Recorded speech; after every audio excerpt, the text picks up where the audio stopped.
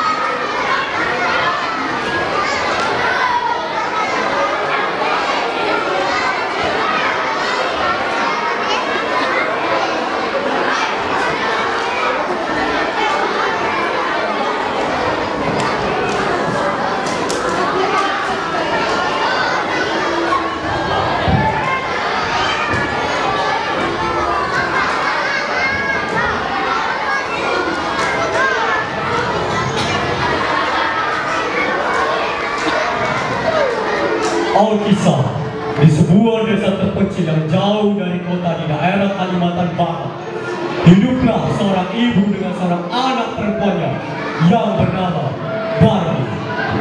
Ayah Darmi sudah meninggal saat Darmi masih kecil. Dahulu mereka hidup berkecukupan. Namun setelah ayahnya meninggal, ibu Darmi harus bekerja keras di ladang demi hidup mereka. Karena setiap hari bekerja di ladang, kulit ibu Darmi semakin gelap dan berat tubuhnya pun menyusut. Semua dilakukannya demi Darmi, putri satu-satunya. Darmi memiliki wajah sangat cantik jelita. Namun sayang, dia mempunyai perilaku yang amat buruk. Gadis itu amat pemalas dan sangat manja, tak pernah bantu ibu yang melakukan pekerjaan-pekerjaan rumah. Kerjanya hanya bersolek setiap hari. Suatu hari, ia akan bekerja sampai sore hari sebab musim panen telah tiba. Ibu Darmi berkata pada Darmi, Darmi, bisa kamu membantu ibu untuk memasak hari ini, nak? Ibu akan pergi ke ladang. Lalu, bisakah kamu mengantarkan makanannya untuk ibu? Ih, gak mau, Bu. Kalau nanti aku masak, badanku bisa bau tubuh. Aku kan habis mati, Bu. Kalau aku antar makanan ke ladang, nanti kulitku bisa hitam kayak ibu. Ya sudahlah, nak. Ibu Darmi hanya mengelus dada dan terlihat sedih. Siang hari pun tiba.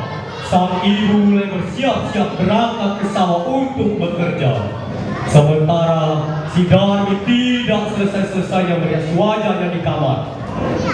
Sang ibu tidak lupa mengajak Darmi untuk membantunya di sawah. Darmi, apa sih, Bu? Bisakah kamu bantu ibu untuk ke ladang hari ini, nak? Ih, gak mau, Bu. Ibu saja yang ke ladang. Apa kamu gak kasihan sama ibuku ini, nak? Saya lagi dandan, Bu. Ibu saja yang ke ladang. Karena ibu sudah tua, gak ada lagi laki-laki yang mau dengan wajah ibu yang keriput itu. Baiklah, nak. Mendengar jawaban anaknya itu, sang ibu tidak dapat berkata-kata lagi. Dengan perasaan sedih, dia pun berangkat ke sawah untuk bekerja. Sesampainya di sawah, sang ibu bertemu rekan kerjanya dan mereka menanyakan keadaan si Darmi.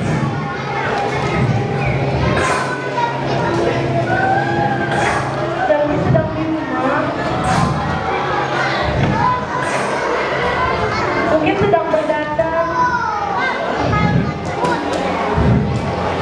Apa juga tidak tahu.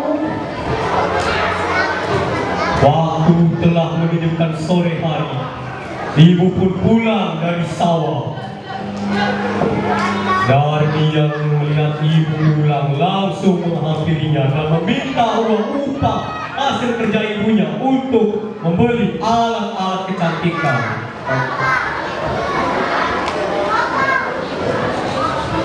Ibu pulang.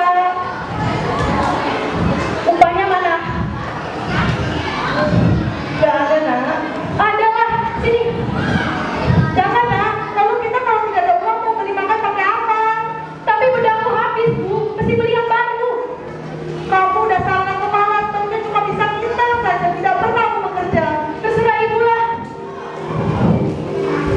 Meskipun marah, sang ibu tetap memberikan uang itu kepada Darmi.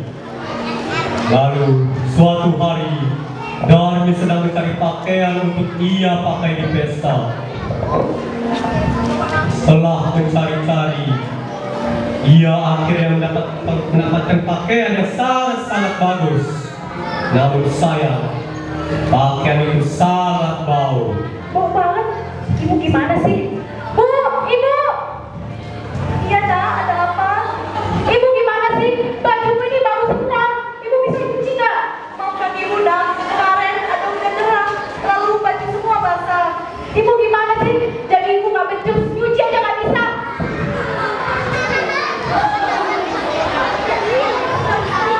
Seharusnya kamu bisa cuci baju sendiri. Dasar anak pemalas, pemalas ibu bilang. Dasar tua bangka. Ibu Darmi sangat terpukul dengan sifat dari putrinya itu. Dia benar-benar kecewa pada Darmi. Hingga pada suatu hari, ketika ibunya hendak ke pasar, Darmi berpesan agar dibelikan sebuah alat kecantikan. Tapi ibunya tidak tahu alat kecantikan apa yang dimaksud. Bu, ibu. Iya nak. Belikan alat kecantikan baru lagi bu. Yang mana nak? Ibu nggak tahu. Yang itu loh. Kalau begitu, kamu ikut saja ibu ke pasar nak. Ih, nggak mau lah bu. Namun setelah didesak, Darmi pun bersedia menemani ibunya ke pasar. Ya udah, aku mau. Tapi dengan syarat, ibu harus berjalan di belakangku. Kenapa nak? Aku kan ibu kandungmu. Aku malu dilihat orang-orang berjalan dengan ibu. Lihat saja ibu, sangat kotor. Aku malu punya ibu berantakan seperti itu. Ya udahlah nak, kalau ibu mau. Walaupun sedih, sang ibu pun menuruti permintaan putrinya. Setelah itu, berangkatlah mereka ke pasar secara beriringan.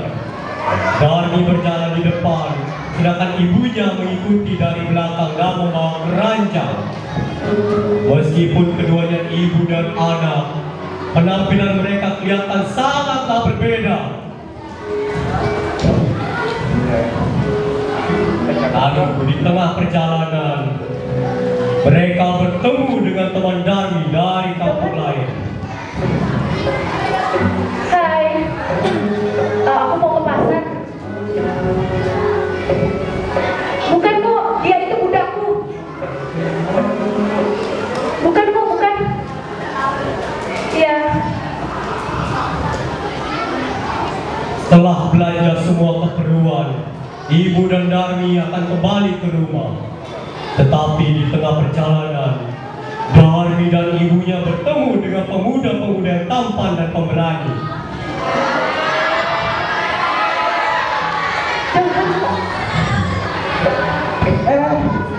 Wanita itu cantik sekali kan? Iya, wanita sebagai bidadari juga elok parasnya. Sama aku masuk menatap keindahannya. Betul itu. Bahkan dia lebih indah daripada bunga mawar. Rasanya aku tertarik. Sebenarnya Pak, siapa ya dia itu? Apa dia itu? Tidak boleh berpikir macam-macam. Tidak boleh berpikir yang tidak baik. Oh betul dia. Kami ikut. Pemuda-pemuda itu langsung menghampiri Darmi dan ibunya. Hai cantik. Dan jangan siapa? Apa dia itu? Bukan, bukan.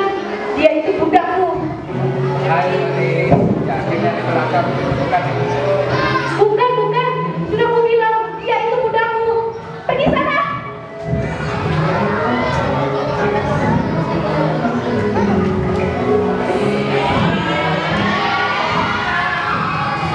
Alangkah terlukanya sang ibu mendengar semua itu. Hatinya menangis dan dia benar-benar tak berdaya menahan sakit hatinya. Ia berbisik dan memohon kepada Tuhan. Ya Tuhan, hamba sudah tidak kuat menahan ini. Anak hamba begitu teganya.